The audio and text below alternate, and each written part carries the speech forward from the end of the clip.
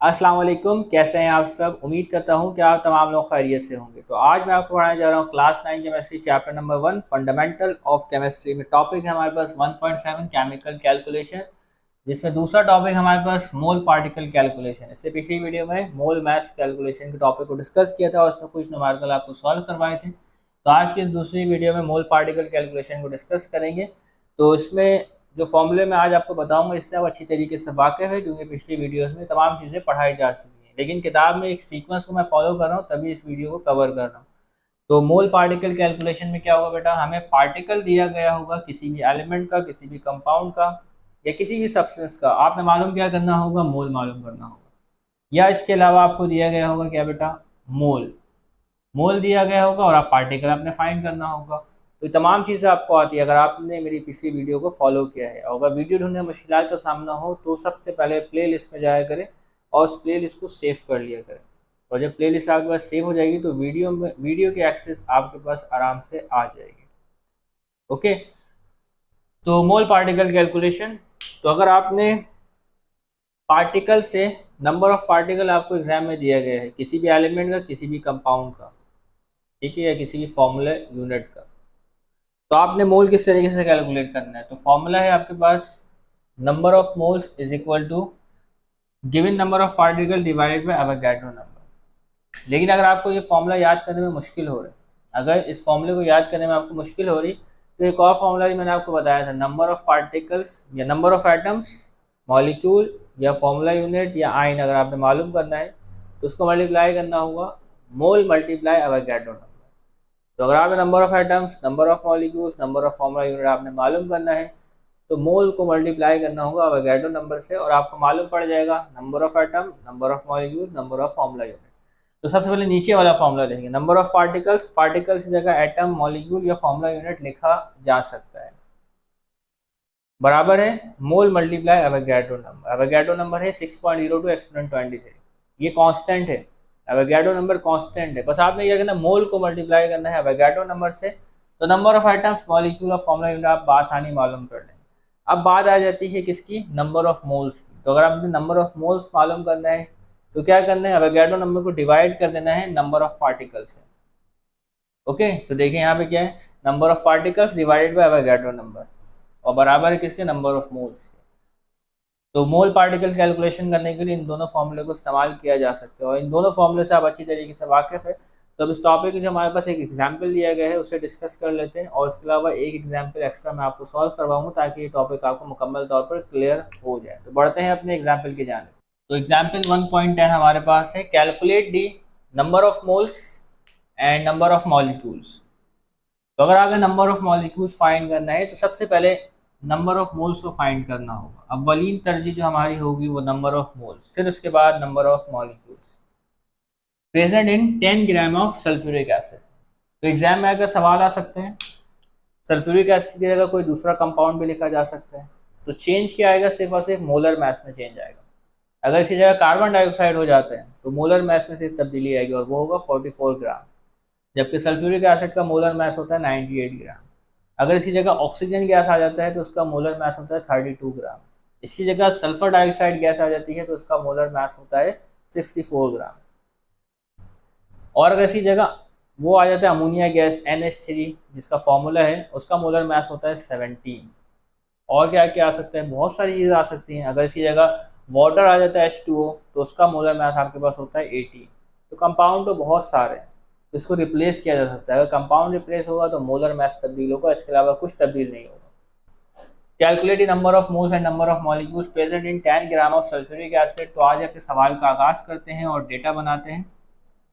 क्या दिया गया है बेटा, आपको मास दिया गया है किसका, सल्फ्यूरिक एसिड का। तो यहाँ लिखते हैं mass of sulphuric acid H2SO4 is 10 ग्राम। अब सल्फ्यूरिक एसिड है तो सल्फ्यूरिक एसिड का मोलर मास आपने कैलकुलेट करना होगा। एग्जाम में मोलर मास आपको नहीं दिया गया होगा, ये आपने मालूम करना है, जो कि बहुत इजी है, कोई मुश्किल नहीं। इसमें हाइड्रोजन की तादाद है 2, सल्फर 1 है, ब्रैकेट में लिख दें, ऑक्सीजन 4 है, ब्रैकेट में लिख दें। हाइड्रोजन का एटॉमिक मास एग्जाम में दिया होगा जो कि होता है 1, सल्फर का होता है 32, ऑक्सीजन का होता है 16। इन तमाम को सम कर लें तो ये आता है 98, 2 1 2, 32 वन ज़ा 32 और 16 फोर ज़ा 48, इसको 48 नहीं 64, इनको सम करेंगे तो 98 आएगा आपके पास। और मोलर मास की यूनिट होती है gram into mole inverse. Sulphuric acid का मोलर मास मालूम हो गया, हमें मालूम करना है नंबर ऑफ मोल्स किसके, सल्फ्यूरिक एसिड के, और मालूम करना है नंबर ऑफ मॉलिक्यूल्स किसके, सल्फ्यूरिक एसिड के। ओके, तो इसे यहाँ फाइंड कर लेते हैं। नंबर ऑफ मोल्स का फॉर्मूला है नंबर ऑफ सॉल्यूशन की तरफ बढ़ते हैं, number of moles is equal to given mass of substance divided by molar mass of substance. तो गिवन मास ऑफ सब्सटेंस क्या है, आपके पास 10 ग्राम सल्फ्यूरिक एसिड है और उसका मोलर मास है आपके पास 98 ग्राम पर मोल। तो यहाँ फॉर्मूले में लिखे हैं गिवन मास ऑफ सब्सटेंस या given mass of sulphuric acid, कुछ भी लिख दें आप, given mass of sulphuric acid, और नीचे लिख दें molar mass of sulphuric acid.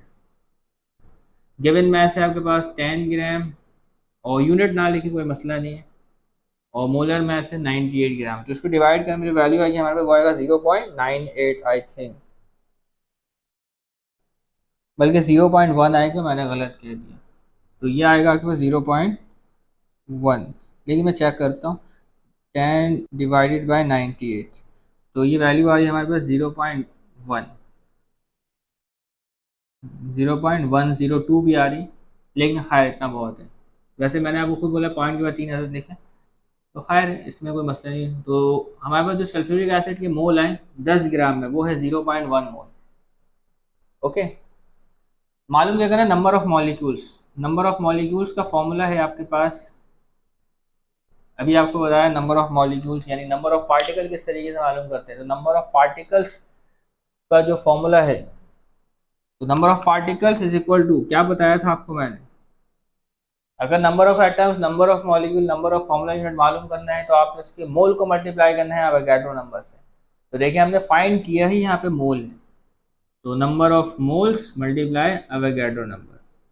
Moles है बेटा 0.10, अवोगाड्रो नंबर है 6.02 एक्सपोनेंट 23। तो इसको मल्टीप्लाई करना है 0.1 को। तो खैर इसका आंसर आपकी किताब में क्या लिखा है इसे डायरेक्ट देख लेते हैं, बाकी आप इसे खुद भी सॉल्व कर सकते हैं। तो इसका आंसर हमारे पास है वो है 6.02 एक्सपोनेंट 10 की power 22 molecules of sulphuric acid. तो 10 ग्राम सल्फ्यूरिक एसिड में सल्फ्यूरिक एसिड के जो मॉलिक्यूल होते हैं वो होते हैं 6.02 एक्सपोनेंट 22। एक सवाल आप मेरी तरफ से लिख लें, calculate the number of moles and number of molecules present in 20 gram of sulphuric acid, present in 20 gram of sulphuric acid. अब 20 ग्राम आपको दिया है, 10 का डबल कर दिया 20 ग्राम, तो आपके पास मोल भी क्या आएगा, डबल आएगा, 0.1 की जगह 0.2 आएगा।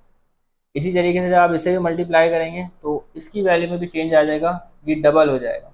तो 0.1 में अगर इतना है तो 0.2 में कुछ और होगा। तो इसका आंसर ही मैं आपको बता देता हूँ, इसको मल्टीप्लाई करता हूँ। वैसे तो आप खुद भी इतने ज़हीन हैं माशाल्लाह से, 0.2 मल्टीप्लाई 6.02 एक्सपोनेंट 23, तो आपके पास इसका आंसर आएगा, जो मैं अभी सवाल ले रहा हूँ 1.204 एक्सपोनेंट 23 आएगा। तो एक सवाल मैंने आपको सॉल्व करवाया एग्जाम्पल का, और एक होमवर्क आपको दे दिया, क्या है, calculate number of moles and number of molecules present in 20 gram of sulphuric acid. इसके अलावा आप क्या किसी इस कंपाउंड को तब्दील करें उस तरीके से सवाल को सॉल्व कर सकते हैं। इसकी जगह आप वाटर लिख लें, क्या लिख लें, वाटर, और सवाल को सॉल्व करना शुरू कर दें। आंसर किस तरीके से मालूम करना है, गूगल पे जाके सर्च इंजन पे लिखें और नीचे गूगल का जो AI है वो आपको आंसर बता देगा, वहाँ पे जाके आप चेक कर सकते हैं। तो ये सवाल जो है आपकी किताब में मौजूद था। अब एक सवाल मैं एक्स्ट्रा करवा रहा हूँ जो कि आपकी किताब में नहीं है।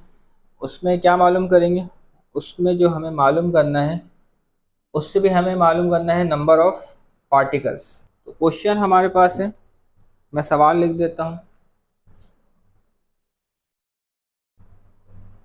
There are 3.01 exponent 23 molecules of carbon dioxide present in a container, present in a container. तो ये कंटेनर है, उसमें कार्बन डाइऑक्साइड के मॉलिक्यूल है जिसकी तादाद है 3.01 एक्सपोनेंट 23।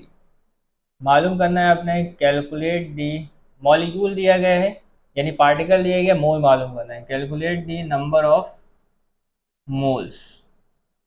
फॉर्मूला क्या है, तो number of moles is equal to given number of particle divided by Avogadro number. तो calculate the number of moles and its mass. तो मास को भी साइड रखने से सबसे पहले मोल्स मालूम करना है, फिर जाके मास मालूम करें। ओके, तो given number of particle, given number of particles are 3.01 exponent 23, और ये किसके हैं? कार्बन डाइऑक्साइड के। यहाँ पे आप लिख सकते हैं number of particles of carbon dioxide, या ब्रैकेट में सिर्फ कार्बन डाइऑक्साइड लिखना है। मालूम क्या करना है? नंबर ऑफ मोल्स मालूम करना है, नंबर ऑफ मोल्स। अब अवोगाड्रो नंबर आपको पता है 6.02 एक्सपोनेंट 23, तो नंबर ऑफ पार्टिकल्स के जहाँ भी क्वेश्चन आएंगे वहाँ अवोगाड्रो नंबर आ जाएगा हर हाल में। और mass of carbon dioxide, number of moles of carbon dioxide और mass ऑफ कार्बन डाइऑक्साइड। तो सबसे पहले मालूम करेंगे मोल्स, फिर जाके mass मालूम करेंगे। तो नंबर ऑफ